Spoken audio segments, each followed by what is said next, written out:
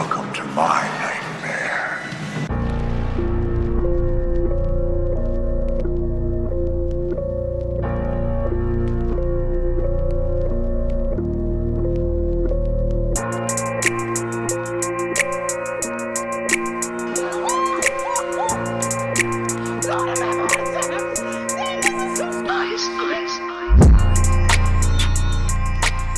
Alright, welcome back my fellow spooky folks. It's your boy Trigger Troy, and welcome back to Man of Horror, my horror pod where I talk all things scary.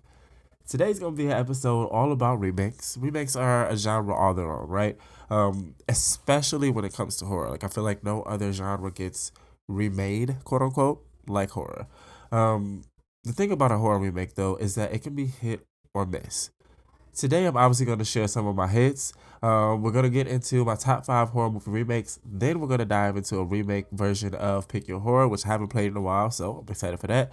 And lastly, we'll hop into my review and rating of the film Jeepers Creepers Reborn, which, yeah, more on the miss side, but we'll get into that later. So let's go ahead and dive right in.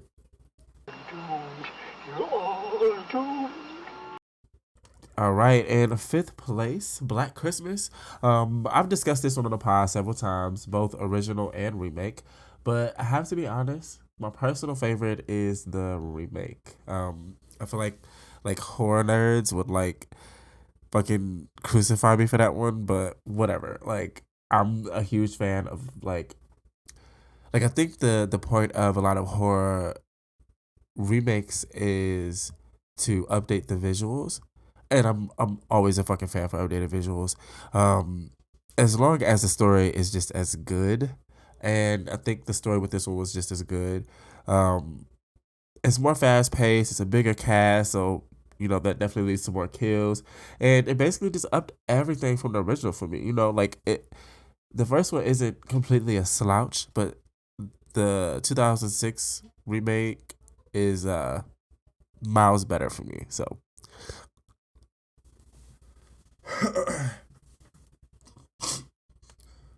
in fourth place, Dawn of the Dead.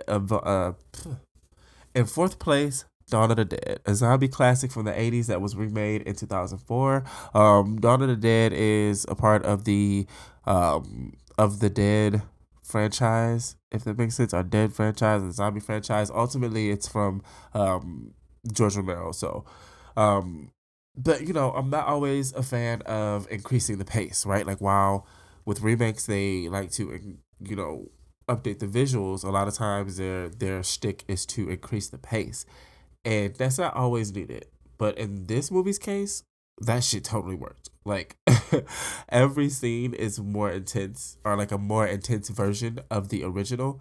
And then there's obviously new scenes and new types of situations added in. But just overall, I think the visuals, the story, the pace are A+. And then and outside of that too, the cast in this one is fucking stacked. Like we get treated to a pre-Modern Family Ty Burrell, whose character is like nothing like the Ty that we know and love. And then there's like a young, or I guess younger Ving Rhames. There's Mekhi Phifer. It's a lot. Definitely one that I can watch back to back, or you know often. All right, in third place, The Thing. I don't fully recall if I mentioned this one on the pod before, but nevertheless, I fucking love sci-fi and I love horror, so the two together is just like a perfect mix for me. The Thing is a Wes Carpenter classic that originally came out in the 80s and then was remade in 2011. Both versions are extremely enjoyable to watch. And even like how I mentioned, remakes try to, or their purpose is to update the graphics and the visuals. And the thing with The Thing, the thing with The Thing, the thing about The Thing is the 80s version. It visually holds up, literally. Like, and so like if you don't know about the story, it's just kind of about a team of scientists who's studying up in like Antarctica or something, and they encounter an alien frozen under the ice, and the alien wakes up, causes chaos by like transforming itself to look like different crew members, and then killing everybody off one by one. And then outside of transforming into other crew members, its body morphs in these wild ass, like, fucking insane different ways. Like, it's it's like sci-fi horror at like it top tier at its best. It's definitely intense and it's so filled with paranoia. Obviously, they're in the middle of nowhere and anybody can be a fucking killer alien at any time. So it's definitely worth a watch for that. If you have not seen The Thing, I'm gonna give you the bill. Shame. In second place, a Stephen King classic, It. Bro, this shit's amazing. The original is, the TV movie from the 90s, and it's by Stephen King, another Stephen King classic. And the two-parter that came out in the mid 2000 teens or whatever, out fucking standing. Like, everything was updated and done amazingly. Like, the original one, again, 90s TV movie, and it's done so great. I remember when I first saw the original, I pissed myself. Like, I was a fucking kid and I was like, okay, what is this? I can't get out of bed at night. Why does this exist? Like, you could tell me Pennywise wasn't waiting in my fucking bathroom at night. Like, it had an effect on me. So for them to update that and do it so well, it's like, I mean, Bill Skarsgård as Pennywise, he was perfect. Like, fucking creepy and just downright awful. In all the best ways. Like, another thing that I really like that they did too is the casting of the younger and older crew members. Like, the 90s version, when they did it, the kids that they use, or the adults that they use to replicate the kids, or whatever the case, they matched a little bit. But in this version, I feel like they were just like spot on. Like, it was so perfect. And what I liked about this one too is that the storyline was bigger. It includes more of the book from the 90s. Like, the 90s TV show didn't include that much. So with that, it's like a little more harsher. Like, if you've read the book, there's a lot of fucked up things that happen, and they changed some things too that the book is just worse. I'll just say that. But ultimately, the mid 2000s version is definitely worth a watch. Lastly, in motherfucking first place, Evil Dead 2013. All right, so I know what you're thinking. Recently, it's been dubbed as canon, but originally when it came out, it was dubbed as a remake. So for me, it counts. I know how much I talk about this film, and y'all know how much I fucking love it. It's fucking classic. Like, if you just love blood and gore and just fucking fun, this is for you. Like, all of the movies, I think this one is another one that upped everything from the original in every way. And I actually like this one more than the original as well. But it was more intense graphically, the set pieces, it was a darker tone. And honestly, this one was scarier. Like, actually fucking scary. Like, it just did everything right. I've watched this one at least 100 times. And with that, in retrospect, I love it more now, knowing that it's canon. Like, something can totally be fucking done with that. Like, there was like a small little ending scene where Ash like looks over that I guess signifies its canon story, but it was never fucking confirmed. So, and again, until recently with Evil Dead Rise, which I'm gonna be talking about next week. But anyway, if you have not seen Evil Dead 2013, you get the Bell Hero metaphor. Shame. Yeah. Darling, light of my life, I'm not gonna hurt you. You didn't let me finish my sentence. I said, I'm not gonna hurt you. I'm just gonna bash your brains in. I'm gonna bash them right the fuck in. Okay, so yes, that was my top 5 horror movie remakes. So let's go ahead and get into this remake style of Pick Your Horror. All right, so round 1, we have remake champs, It, aka Pennywise the Dancing Clown, versus The Thing. the fucking alien from the Antarctica. From the Antarctica. Of course I said that. Anyway, and you know what? All right. So looking at this one, I feel like it would win. Because of its more supernatural properties. Like I feel like supernatural versus alien, it's kind of like supernatural versus science almost. And at some point, science kind of loses out versus the supernatural things, right? Like, but then there's also instances where science wins over, and it's like it's an alien that can change its form. Like they both would be like, oh my God, could you imagine? I just thought about it. They'd be like just having like a form changing battle, like because they both can transform. That you know what? I'm writing it anyway. All right, I'm gonna call it. I'm going with Pennywise. All right, all right. So round 2, we have Bev, aka Beverly from It, and then Mia Allen from Evil Dead. Huh. I feel like, and this is a good one. I feel like they're both like tough girls, right? Like fighter girls, ride or die type bitches. Like, um, but I feel like Mia went against something far more terrifying, right? Because it's demons, it's hell. It is like essentially an alien. Oh shit! I didn't think about that. Pennywise versus the Thing is an alien versus alien battle. Okay, anyway, we're past that round. All right, so Bev versus Mia. I'm gonna go with Mia. Um, Mia is a bit more hardcore. Um, she had to fucking use, she got her arm chopped off, her leg fucking sliced a little bit, and like she still had to fight against the goddamn abomination. So yeah, yeah. Round 3, I'm gonna do Elizabeth Winston's characters for both for 2 remake films. We're gonna go with Heather from Black Christmas versus Kate from The Thing, and immediately that's Kate. Like that doesn't even require thought. Kate actually had to fight. Heather got her ass fucking killed, like with no fight. And she's like a bitch too, so totally deserves it.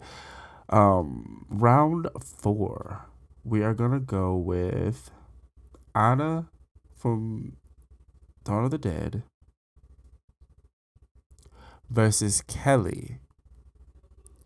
And Kelly is from Black Christmas. Okay. All right. And round 4, we have Anna from Dawn of the Dead versus Kelly from Black Christmas. Let's see. This one, I'm going to give it to Anna because she kind of survived the fucking zombie apocalypse, or mostly survived a zombie apocalypse. Kelly wouldn't have survived that shit at all. So that leaves us with the next round, round 5. We have It versus Final Girl team of Mia, Kate, and Anna. I think Anna's going to be the first one out of there because it is supernatural. Zombies are more, I feel like zombies are more scientifical, right? Like, scientifical. That doesn't seem like a word. Scientific? Whatever. The point is, Anna's never necessarily fought anything quote unquote supernatural, and I feel like Kate and Mia both have a leg up on that. Taking us to the next round, I think Kate would be next because, and again, fighting the Thing is similar to fighting Pennywise, but I feel like, and this is just more so giving the upper hand to Mia, she was more affected and still had to fight. Like, she had to fight more and was more disabled, if that makes sense, right? Like, Kate was fully she still had her fucking hand. Like, she hadn't been like insanely fucking beaten or anything like that, or chased, essentially anyway. But or even fucking possessed, right? Like, her fucking body was possessed. Her tongue got cut in half. Like, it was so much going on with her body through that possession. It was like she went through a lot more to come out as a final girl. And in that respect, I think Mia would actually kill it too. Like, I think Mia would survive. Yeah, I don't even feel like I would have to really explain that too much, because you figure the abomination is a demon. It is somewhere like that. And Mia faced it without being afraid. So of course she would fucking face it looking like, all right, motherfucker, let's go. You know what I'm saying? And that's where his power comes from. So she would immediately look at him like, oh, scared for what? And he'd shrink and it'd be over. So with that leaves us with final girl winner, motherfucking Mia Allen. I like that. I think I'm good with that. I'm good with those results. Definitely hit me up, guys, if you came up with something else on that one.